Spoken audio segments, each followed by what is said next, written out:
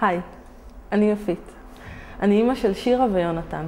אני סוף סוף אימא של שירה ויונתן, שהגיעו אליי אחרי דרך מאוד ארוכה ומעייפת לפעמים.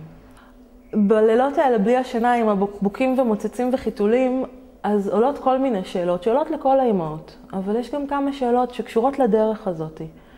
כמה תהיות, ואני מזמינה אותך לחשוב על זה ביחד. רגע לשמוע עוד אימהות שמתמודדות עם אותם דברים שאני מתמודדת, עם זה שאחרי שכל כך חיכיתי ועכשיו השמחה הזאת היא כל כך ענקית, יש בה עוד דברים חוץ משמחה. וכשרגע עוצרים ונמצאים ביחד, אז אפשר גם קצת לבכות אולי על הדרך כדי לחזור הביתה עם כל השמחה הזאת, המדהימה.